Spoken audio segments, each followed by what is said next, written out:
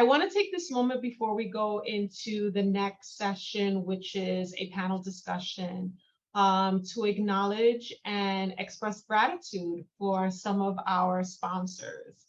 So a little shout out to Amita Care, to Callan Lord, to DBGM, New York City Health and Hospitals, Vibrant Health, Housing Works, and Gilead Sciences, as well as to some of our community partners, the National LGBT Cancer Network, Voces Latinas, LM Consulting, the LGBT Center, the LGBT Network, Beyond Bold and Brave, and the Gatekeepers Collective. So we are a little early, but Antoine, I think it's okay to go into the introduction of the panel discussion, just getting an okay from you. That's fine. You don't need to okay from me. Fantastic. I think Dr. Perry is waiting there. Ready. Yes, Dr. Perry is, and her team are panelists are like waiting there, chomping at the bit. So just let them go already. So I'm going to make a little brief introduction to one of our amazing researchers and members of our community, and also was part of the In My Mind,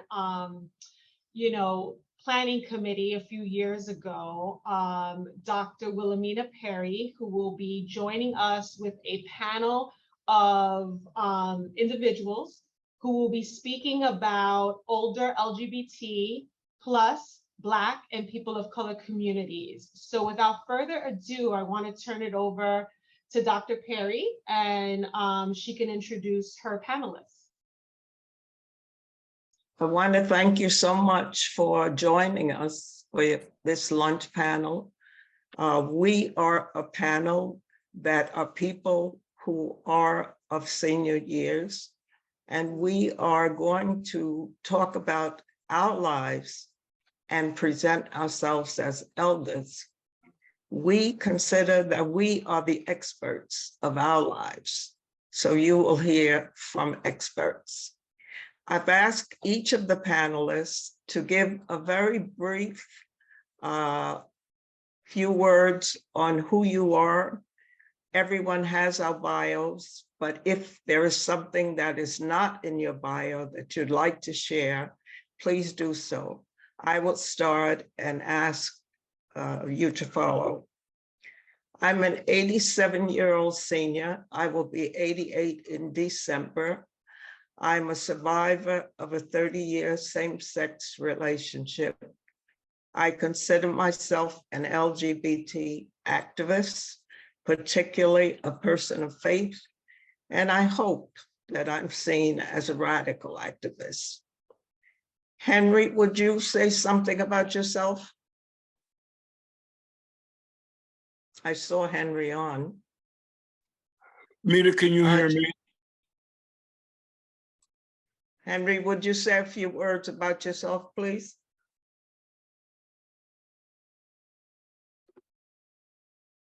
Henry, I think you're muted.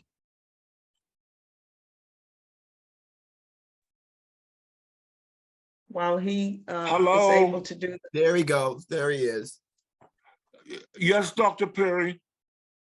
Would you say a few things about yourself that are not in your bio? Well, I'll just say that I am an 80-year-old gay male, a retired registered nurse, and I a member of the Riverside Church, and I'm also a member of the SAGE program. And I live alone, and I will tell more of my story later on. Thank you, Henry. Reverend Yunus? Yes, good afternoon, everybody. Yunus? I'm here, Dr. Perry. All right. I'm Reverend Yunus Coldman. I am almost 65. I'll be 65 in a couple of months. Praise be to God that I've made it.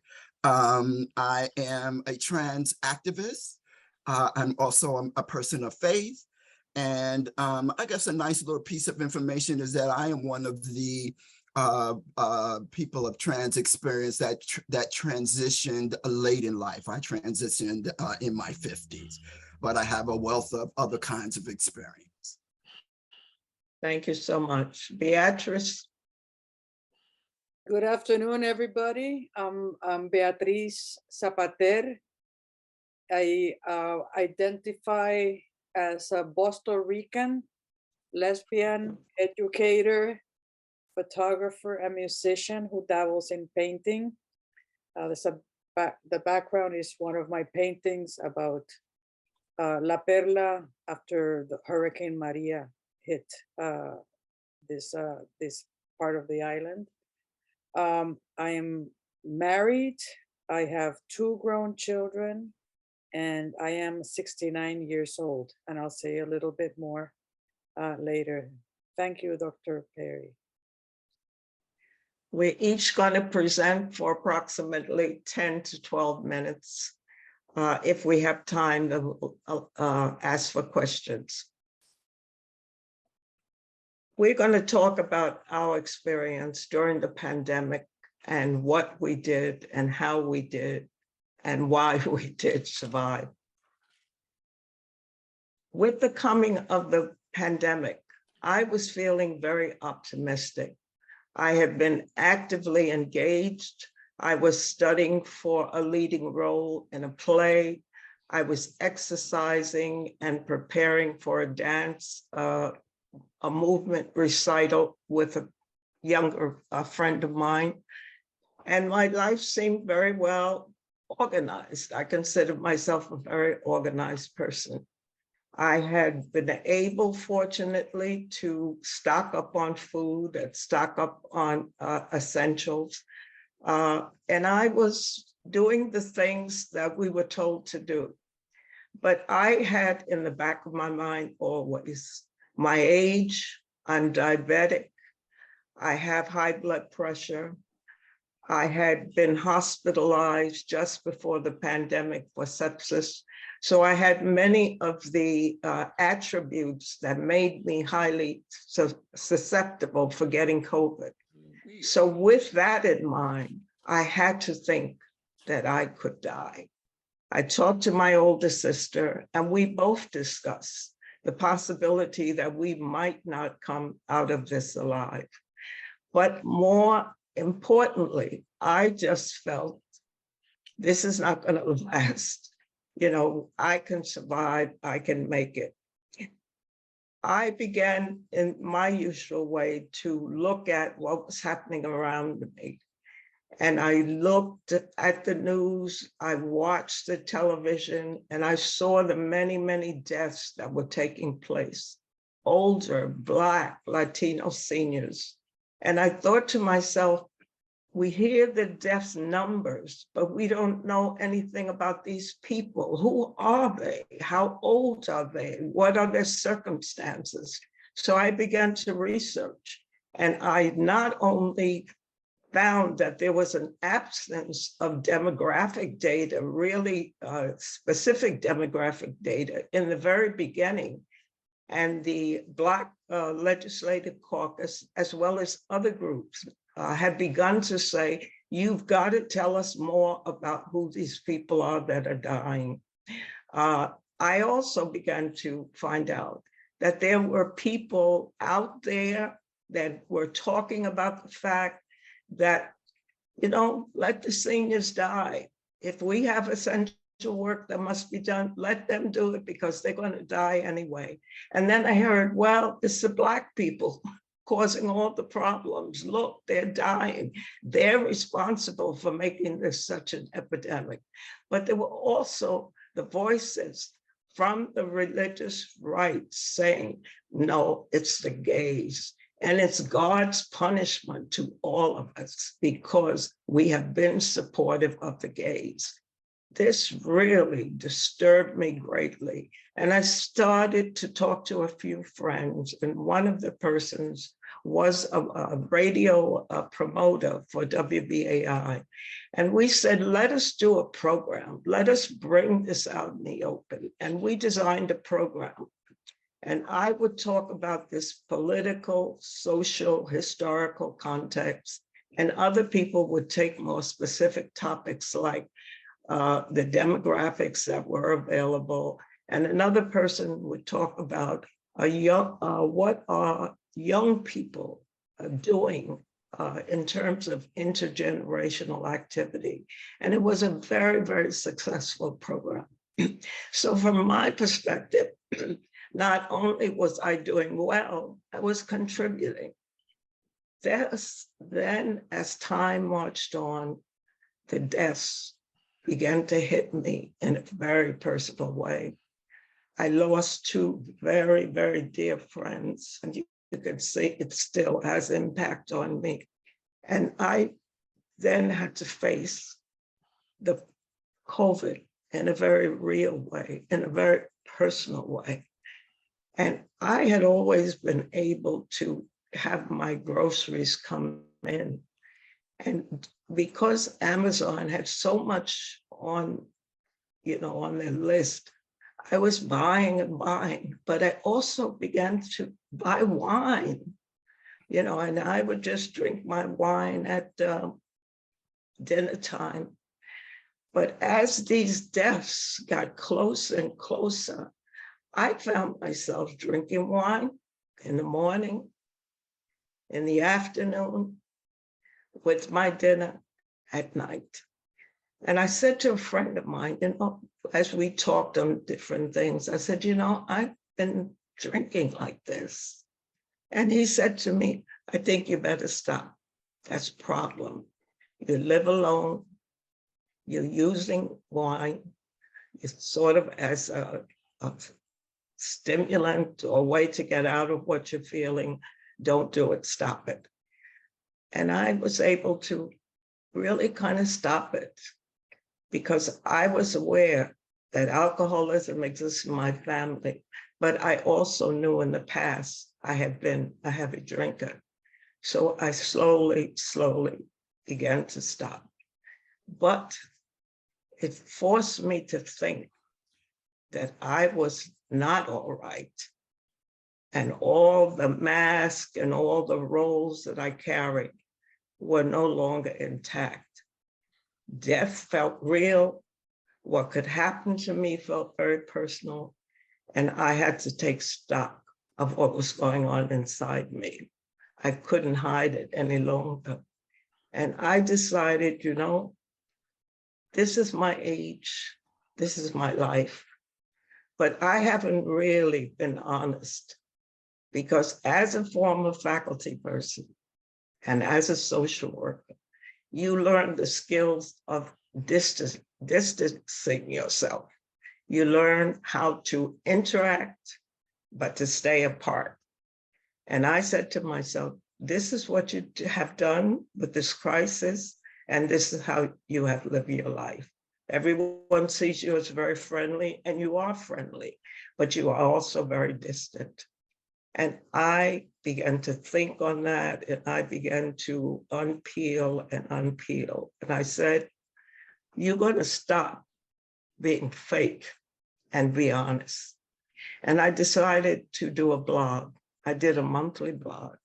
I introduced the blog by saying something to the effect, many of you know me, but you don't really know me because I haven't allowed you to know me. And I began with poetry, a major piece of content, and photographs. And I began to share. I talked about the loss of my partner and grief and how that impacted me. I talked about coming out as a lesbian.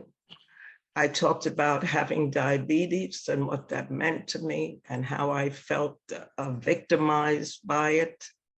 I talked about death, and I talked about many subjects that have been on my mind that I wanted to share with others.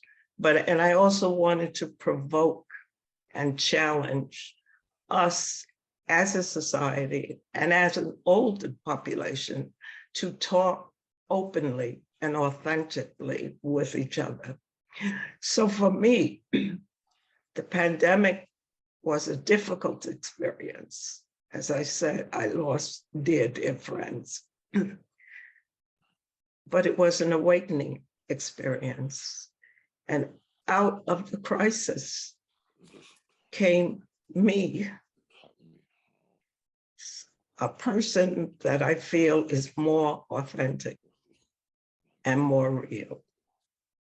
And so I present myself now more open and more accessible and more emotionally available.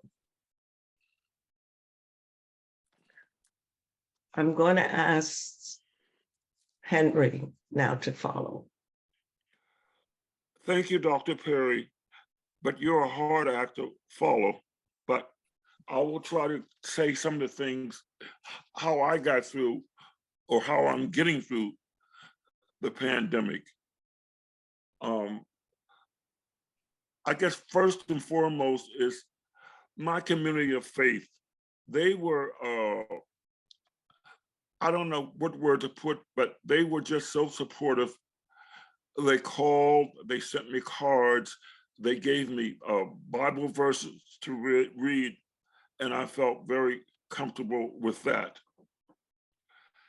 And I also belong to the SAGE program for elders. They called, they sent emails, they had chats on the Zoom, which I found that very helpful. And I also was invited to a lot of things in my community for senior citizens. They also had programs where you really could discuss how you were doing and what you were doing. And I was blessed to get a personal social worker who talked to me every week for an hour, and I verbalized my fears or my concerns.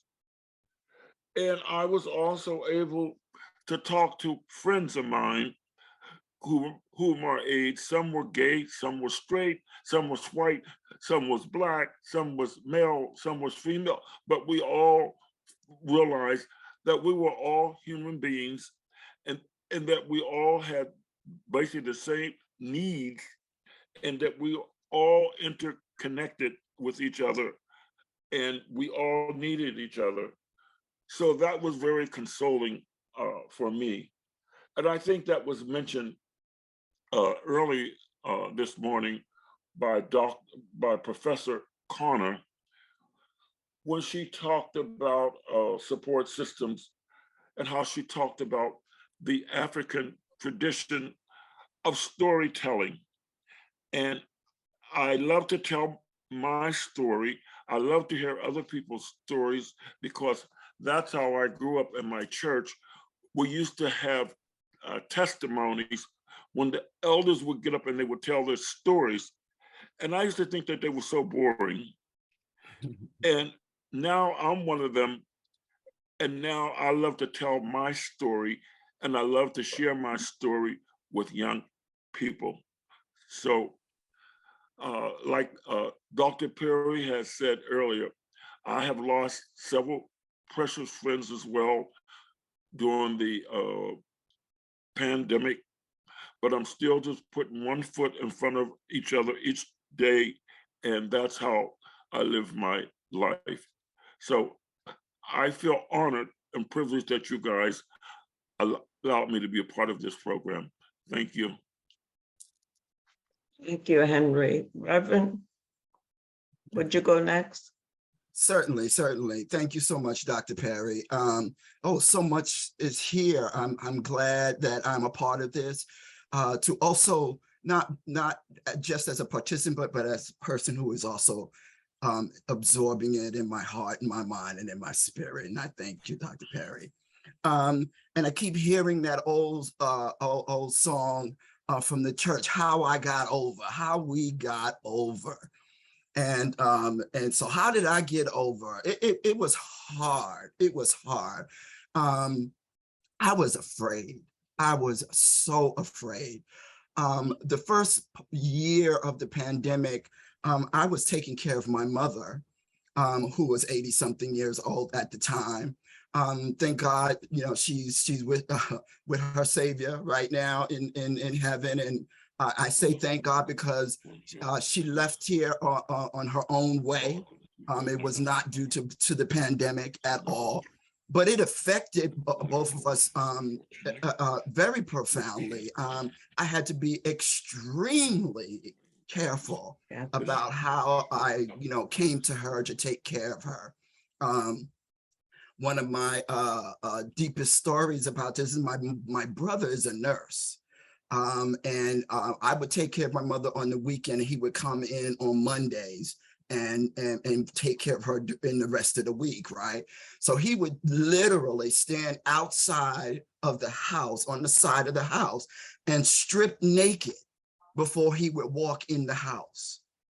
I mean, and I know that whatever neighbors was watching this from wherever they were viewing it, I know at first they thought it was some kind of craziness happening, but it made sense to do it that way. Literally take all his clothes off, stand there butt naked, put his clothes in a bag, not walk in with his shoes. And then from there, he would come in and he would jump in the shower, wash himself down completely just to make sure.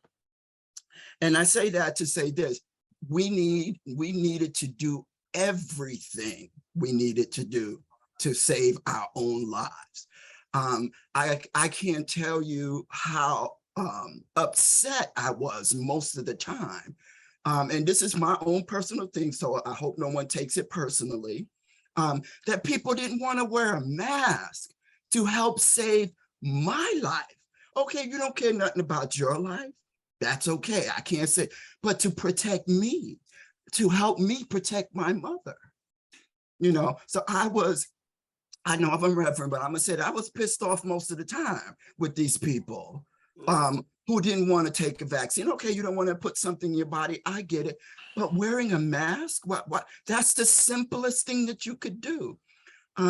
So the first part of it, yeah, I was taking care of her mother. I was very afraid for her, probably more so than myself, because she had so many conditions that could, that this virus could just completely take her out. There was one time when she was sick and she had to go to the hospital. There was a point we didn't even know what hospital she was in, because we went in one hospital, come to find out they didn't have any room for her, so they had to transport her to another hospital. So there was literally a 24-hour period. We didn't know what hospital she was in. So on top of that, now you're thinking, okay, if I get it, what's going to happen to me as well, personally, and what's going to happen, who's going to take care of my mom, right? So I was going through that. The news became just way too much for me. There was a point where I said, I can't do it anymore. I can't listen anymore. I'll find out what I need to find out in the way that I need to find out. I am, excuse me, I am in healthcare. You know, not directly, not on the clinical side, but I am in healthcare. I will say that my organization helped me tremendously. And I tear up because they literally paid us the first 3 months of the pandemic when we couldn't even go. I live on Long Island. I couldn't even get into Manhattan to go to work. We were barred from coming in, especially if you were not clinical staff. And they paid us. They paid us anyway. You know, I was the first time in my life that I actually had to take use of pantries from churches. I had to do, first time in my life, because I was scared I wasn't gonna have any money. So therefore I was scared I wasn't gonna have any food. And then I was just scared. I was just scared.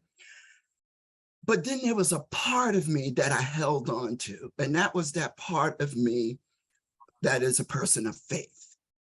And I have to admit, you know, because we are mind, body, and spirit. We can't just think of one part of ourselves. I had to think of all three. It is the spiritual part that helped the other two to get through this, to make it through on a day-to-day basis. After my mom passed away and we took care of that, I decided to take some therapy because it was a lot. It was a lot going on up here. I was thinking all kinds of things, you know, not so much hurting myself, but just, I didn't want to get into that depression and that funk that is just hard to get out of, you know. There came a time once I got some bearings, once I got my bearings a little bit about how I was going to, you know, make it through and go and make it one day at a time. I leaned on my recovery as well. I have almost 30 years of recovery. I realized that I could really pull in from there, you know, not being by myself, like even though I couldn't get out and couldn't go out, which I wasn't a big going out person anyway. I'm mostly an independent kind of loner kind of person, right? But what's interesting about that is when you don't have a choice to be that way, it becomes a problem. It becomes an issue. It's like, wait a minute. I know I don't go out a lot, but when I want to go, you know, and now I can't go. So that was a very interesting dynamic. It was like, okay, you think you want to be a monk, but you want to always be able to come down from the mountain when you feel like it. So I had a moment of clarity with that. So with that came a virtual life. Virtual. I was like, I am not completely, not, savvy in those kinds of things. I do my little Facebook stuff and what have you, but I realized that I was beginning to have a virtual life. I had dinner parties virtually. I would get together with a bunch of friends on Sunday and have our what we call fellowship. Have my fellowship with a few people. I did that for about almost a year with a few people. And after a while, it started out with a bunch of people. I think there were like maybe 12 or 13 of us, and then it dwindled down. And then, of course, when you like anything, when it got down to be only 2 of us, we were like, well, I guess we're going to have to do something else now. But that virtual period, it was like, wow, I guess I am in Star Trek right now. I have to live this kind of life right now. And it really was okay. I think it saved me. I really think it saved me because there's not but so much aloneness one can do. Even when you think that's my life, I'm like that, I'm a loner. You know what, we're really not. We're really not, or at least I'm really not. But I dug into my rituals. I made sure I, sage my place, sage my body, prayer, meditation. I built a bigger altar, which I laugh at because I was like, I'm not going to be doing all of this kind of ritual stuff. And here I was doing it. So during the pandemic, what has happened there, things that I thought I wouldn't do or didn't like doing, et cetera, I wound up having to lean in on because I no longer had those other things, going to the movies, just walking around Central Park or in the village, going to church completely. It's totally virtual now, right? Having to look into this computer, for hours and hours. So now I'm working, I'm back to work. I've been back to work for a while, but after that little hiatus of 3 or 4 months, we were able to do what we needed to do. The organization was, I should say, and we were working virtually. So, unfortunately, the computer became so 30-something hour a day kind of thing. You work, you do your 8-9 hours, and then you take a break, and then you do your virtual life party. I had my birthday party virtually, so I was surprised that I was going to be that person. I came out to be that person. Now I'll be honest, when we're not doing the pandemic thing no more, I'm going to lessen that because I'm tired of looking at a screen and seeing people 3 by 3. You know, I want to look at people in the face and see that everybody is okay, you know.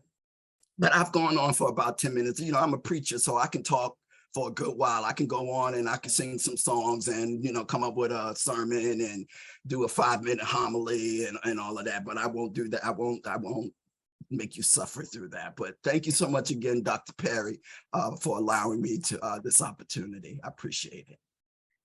Thank you, Reverend. I just want to point out before Beatrice comes on, you will hear in all our stories, presentations, the emotional impact is still there. That we feel it, we felt it deeply, and we continue to feel it. That being said, Beatrice, please join us. I'm right here, Dr. Perry. Dear Mina, I'm right here. Can you hear me? Yes. I can't see you. Can you put Beatrice on large screens? I don't know how you do that.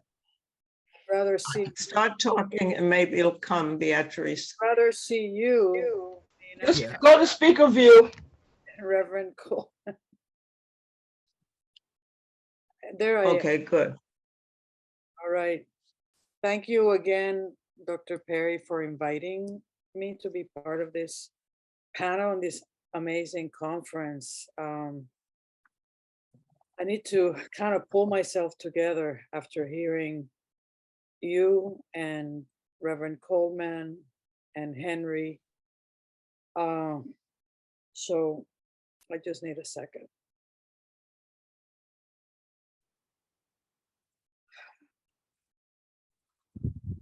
I'll say a little bit more about myself, you know, why I identified as a Costa Rican. What does that mean? It means that I'm always brincando el charco, hopping across the puddle.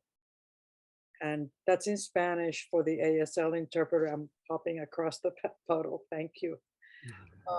It's an expression that many of us Boricuas say a lot, especially if we have roots and family in the island and in the continental United States, and therefore go back and forth frequently. I'm originally from Ponce, Puerto Rico, but have been living, studying, and working in Boston since 1968, working in community-based alternative education since 1975. I began as an English as a second language teacher of Latino adults in Boston. Then I went back and forth to Puerto Rico, came back. And when I came back in 1978, I started creating opportunities, alternative schools and programs for kids who had dropped out, who were dropping out, who had been pushed out and erased, and who sought a different path to engage in their education. So this work led me to found a couple of places that still today exist and are serving young people and really seeing them. In 2015, I started working as a consultant. I left my full-time job, but I had continued working with programs and schools. One was in New York called The Door Center for Alternatives, which is a program that I just really grew to love. So, but the work, you know, is always stressful as much as it is a passion and a mission in my life. It's still stressful, and it really is a balancing act. And I believe that the development of the whole person, and as Reverend Coldman also says, body, mind, and spirit, and it's an essential human right. But it is a balancing act, and I balance my work with my yoga practice, making art, music, cooking, and staying connected to nature, Very good. spirit, and family. And these are all themes that I introduce in my art, photography, and painting. But then March 2020 happened. So let me rewind. COVID, what is that? Pandemic, what is that? What do you mean I can't be in a school in Boston? What do you mean we cannot meet in person with the women educators of color in the Boston Public Schools? What do you mean I can't go to the South Bronx to work with and support the incredible work they do at the door? What do you mean I can't go to the grocery store, to the bank, to the gym, out to eat, movies, live music, play music, museum, go to see my family in New York, my good friend Mina Perry, go to Puerto Rico to see my family and my friends? I couldn't even go to say goodbye.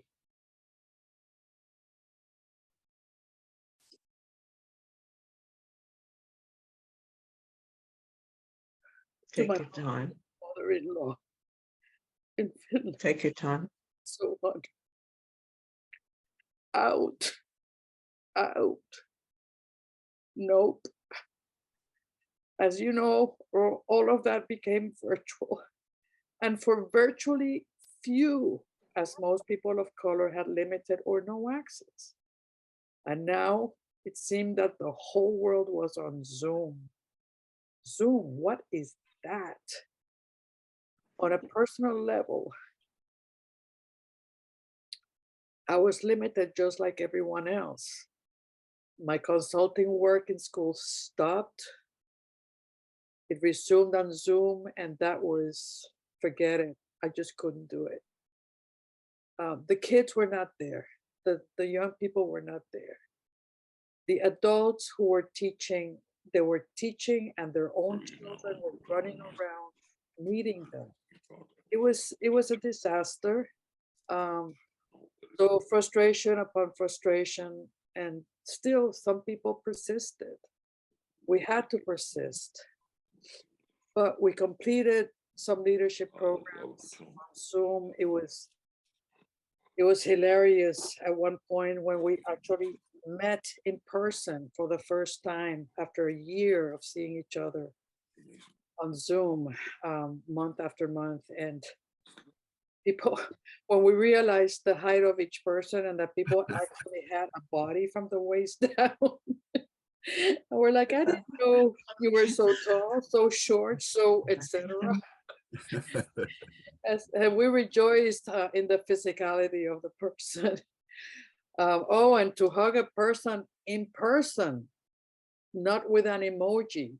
It's just that was a real joy. Community board meetings, Zoom.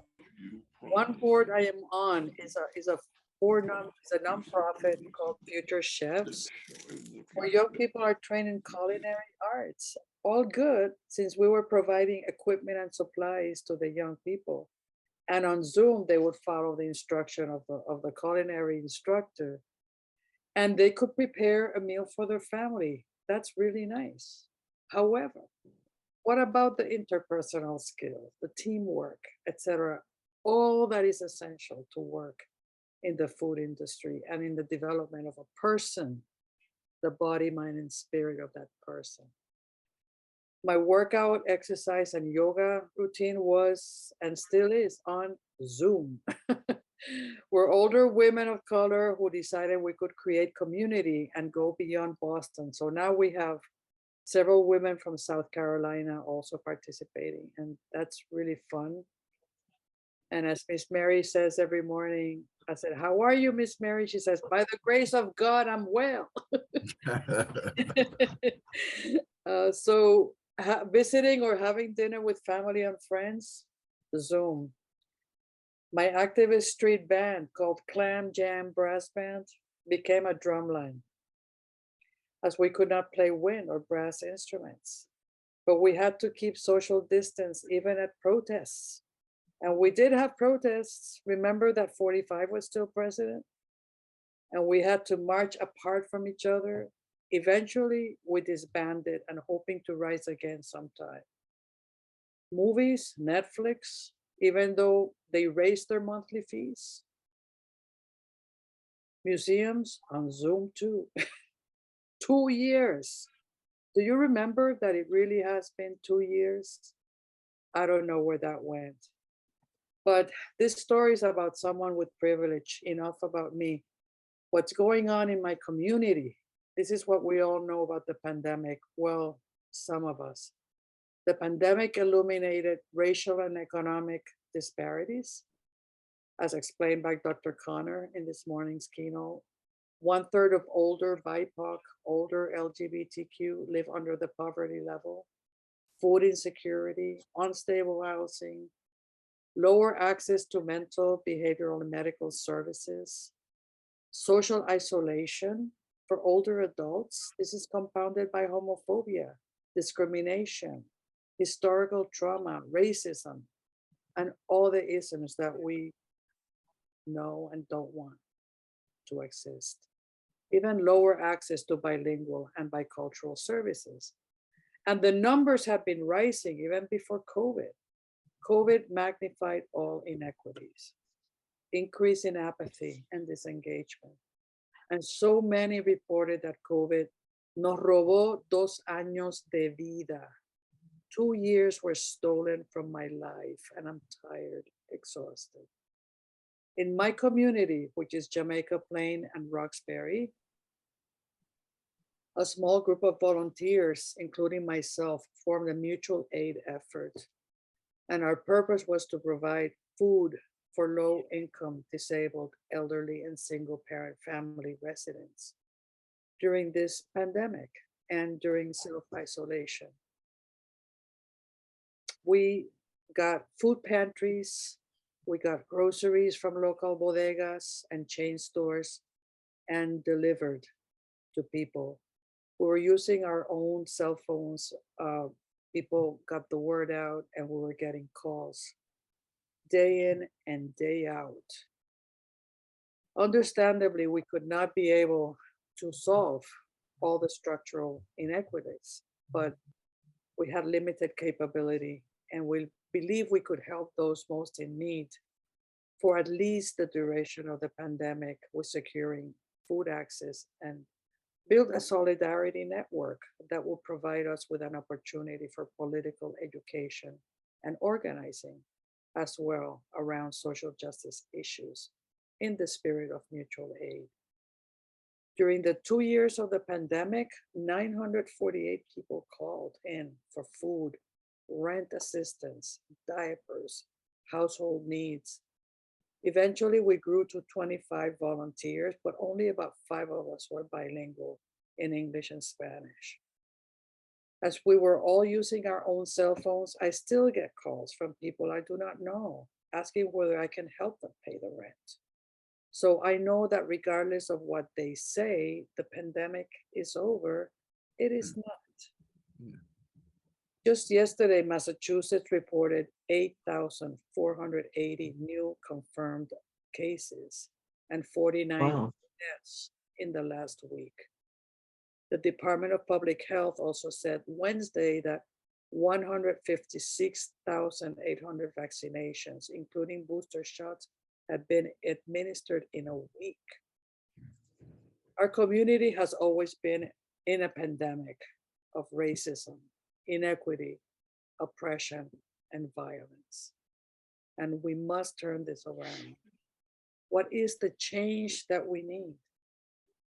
We need to change from surviving to thriving. We must turn this around. We must resist assimilation. We must turn this around. We must build authentic relationships and promote cross-generational relationships. We need to add our youth voices into our lives. We must turn this around. Radical imagining. We must turn this into reality. What will each one of us do? What will we do collectively? We are guerreros. We are warriors. We must turn this around. We can turn this around together. Thank you. Gracias. Thank you, Beatriz, for ending us on the action and strategy where I think all of us are and live. I'm going to do just a brief summary and then ask for questions. And Henry, I'm going to ask so that you are seen. Would you tap the bottom of your screen where it says stop video? It should be crossed right now. If you will remove the line across it, and we may be able to see you. Henry?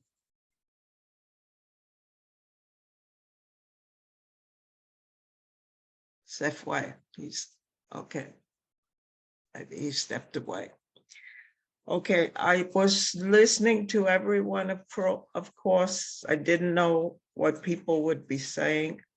I just want to highlight a few things that seem to be common, although they were expressed and experienced in unique ways for each of us. Our experiences during the pandemic: frustration, despair, fear, reflection, learning Zoom skills, changing our life, and pulling on our resources. I'm going to ask if any of the panelists have a few last words they might want to say, and then we'll take questions if there are any.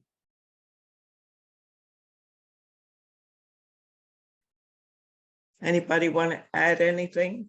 Yes, Dr. Perry, I would. For some reason, my video has been stopped. I don't know why, but that's okay. You can still hear me. Yes. So, and again, this is a personal thing, but I don't have a problem saying it out loud. Get vaccinated. Get vaccinated. I mean, it will help, especially if you're a senior. It will help save your life. It will contribute. I cannot tell you, from someone who is in healthcare, I cannot tell you how many people's lives have been saved. Have they still gotten COVID? Yes, some people still got COVID, but they didn't die. They did not die. And that's the most important thing. We want to live, and we want everyone to live. Thank you, host. Get vaccinated, because we want you to live. I'm afraid for. I'm still afraid for people who will not do it. I'm trying to be politically correct in what I'm saying. There's no political correct to say it. You know, don't listen to all the clergy. Get your information and know what is going on. There will be clergy that will ask you and question your faith. That's a lot of boopy-cocky, okay? It has nothing to do with your faith in that respect. You're right. You're not questioning God because you're going to get a vaccination. God wants you to live too. Okay. I said it, and I said it the way I said it. Okay, and that's it. And we could see you. We could see you when you said it. I want to echo that because just about maybe 2 months ago, I had my annual blood work, and apparently under Special Authorization Act, CDC could ask Quest to do COVID testing on those that pass through for blood testing. And I tested positive, which means I had COVID. Unknown to me, I may have experienced what I thought was a slight cold and taken some vitamin C, but I did not know I had it. So the lesson for me is we could consider a cold, a slight irritation, nothing, but it could be COVID. So wear your mask, do your shots, and keep yourself healthy. Anyone else want to add? If not, Antoine, we have done very well by the time. We'll take questions if there are any, or comments. So far, there are no questions in the chat, but there are so many comments, and I'm happy to share those. You know, folks are saying how powerful this discussion has been, that this conversation was everything. They're thanking everyone who participated. They're thanking you, Dr. Perry, for your authenticity and transparency in sharing your story. They also share condolences for all of you who disclosed that you had family members and close friends who passed during the pandemic, whether it be because of COVID or because of other reasons. And, you know, if we have folks who want to speak or ask questions, you can raise your hand. We have time. We have plenty of time if you want to share or ask any questions of Dr. Perry, Reverend Coleman, Henry, or Beatriz.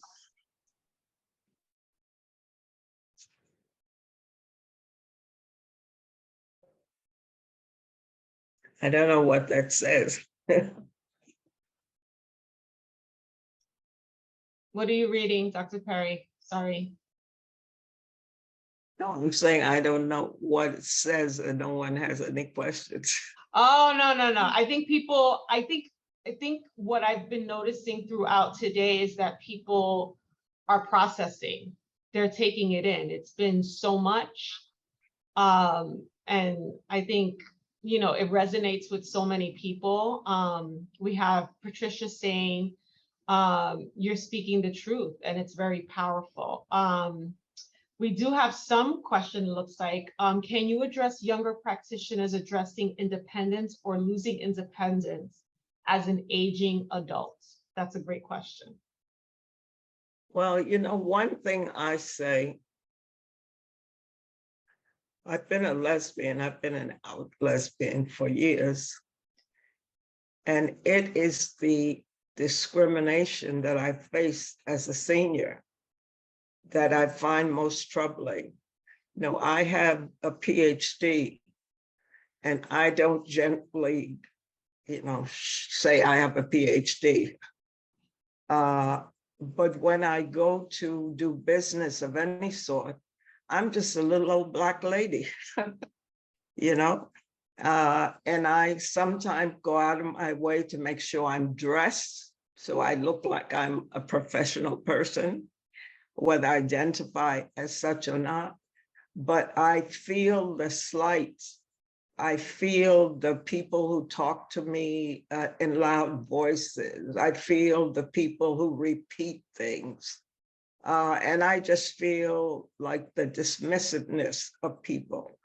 I have made it a point to just, and I say to my senior friends, you got to speak up, whether it's going into a health facility, whether it's going into the bank, whether it's dealing with a vendor. We have to speak up. We have to. And we have to remember, many of us have been professionals. You have professional skills. You don't have to act, you know, like you're without any personal resources. Speak up. Do not let them put us down. But it comes from from who does it come from? It comes from young people, people younger than ourselves. So if there are people on this conference who serve young people, who consider themselves experts on young people, whatever the case may be with regard to your interaction with seniors, remember, we are the seniors and we should be the ones who tell our stories as well as tell you about us, okay? And I don't mean simply through surveys, dissertations or theses, because all of us on the conference have done that. But I mean, really interact with us. Thank you. Anyone else want to speak to that?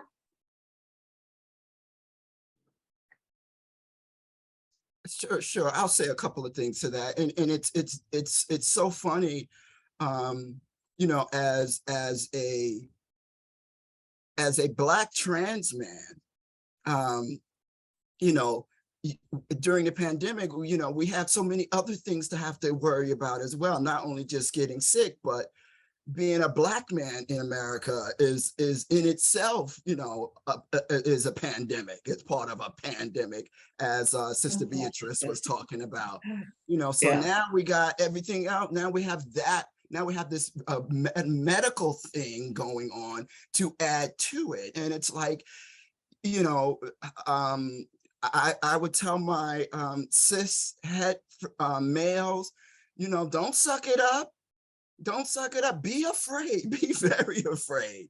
You know, there's a reason for it. Fear is there for a reason. It's to let you know that something is going on that's not good. Maybe you need to do something about it, like leave. You know, so here I am, you know, on one side, I'm worried, am I going to be able to get my vaccination because I'm in a community that is marginalized?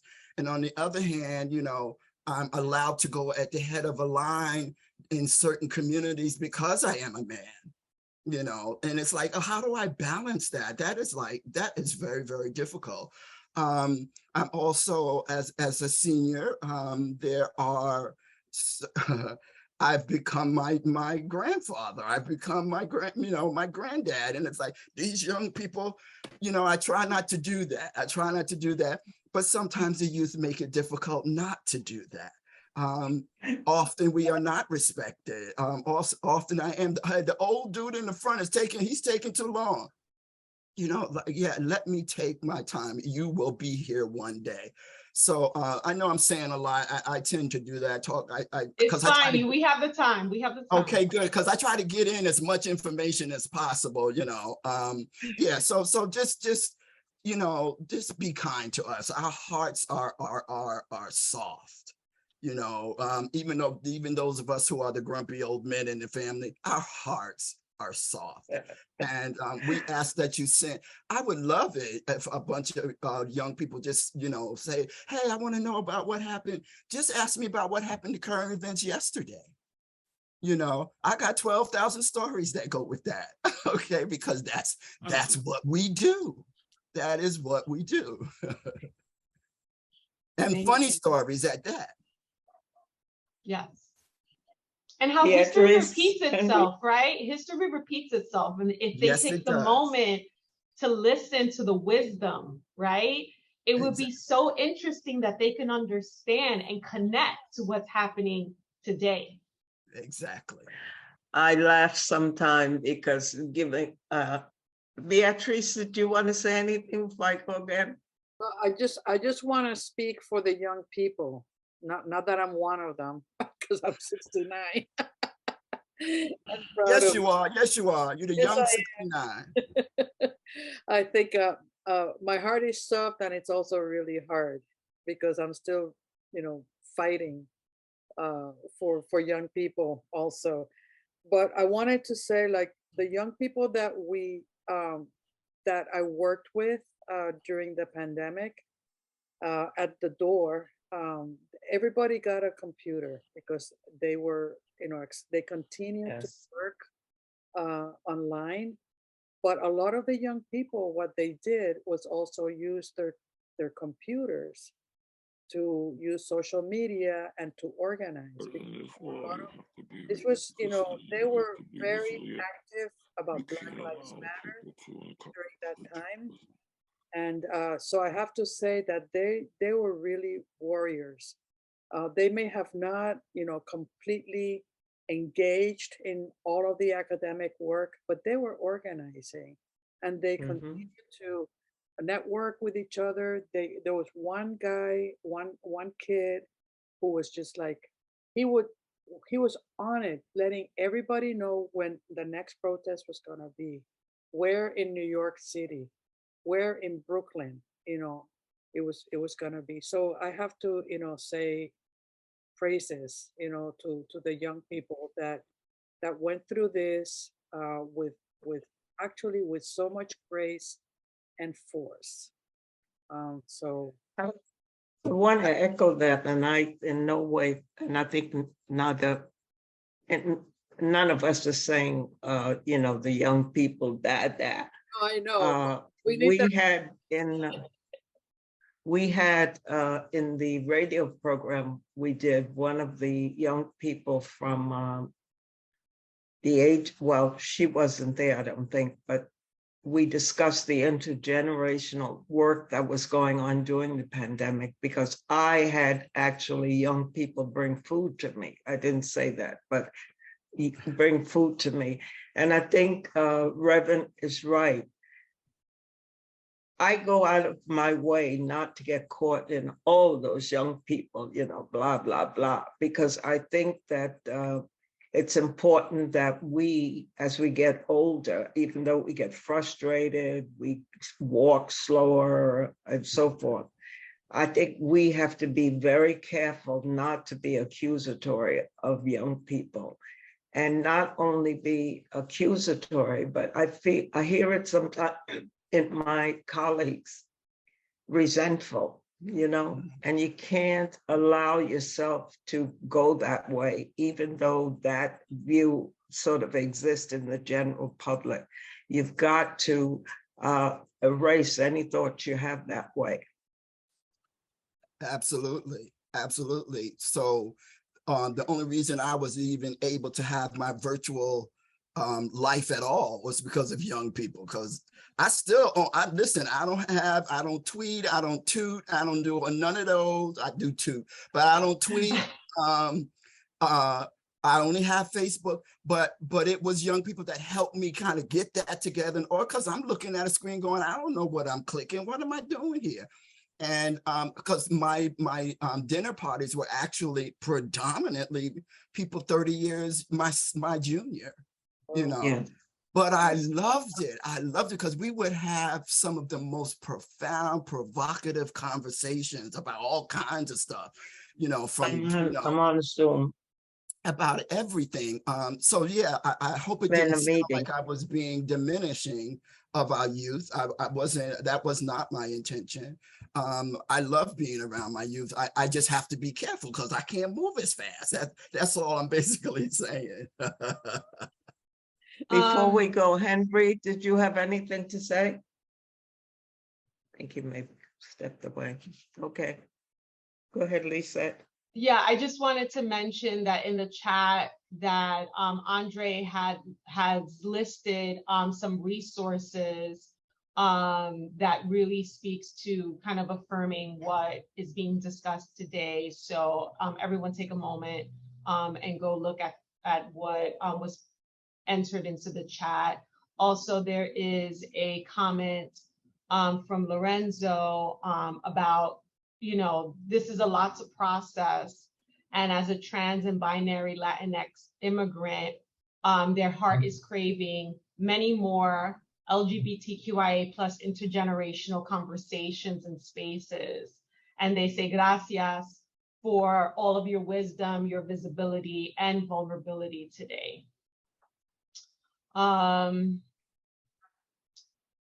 Someone speaking to the role of grandparents, elders, as a reminder to, you know, the younger generation, their grandchildren, any young person, that you are still here, that you exist. And I think that's a reframing of what we're saying, right? As opposed to saying like, you know, you're annoyed by me, but more like acknowledge we are here, we exist. And that some of us look good for our age, and they really don't know how old we are as I enter my 50th year. You know, some of us look amazing, and they have no idea how long we have walked this earth. Other folks are saying that everything is inspiring, it warms their heart. They thank you all for your transparency and authenticity. And folks are sitting in your brilliance and in your knowledge. I think that's just a beautiful statement. Someone is asking, curious if they will be receiving evaluation link. There is not one for this panel, but there will be for the next breakout sessions. And then one last comment, thanking you for sharing and appreciating your words. Thank you to the panelists. Thank you, Dr. Perry. Thank you. Awesome. Thank you, everyone. This was spectacular. Appreciate all of your words and your experience and everything that you shared today. Awesome. So I'm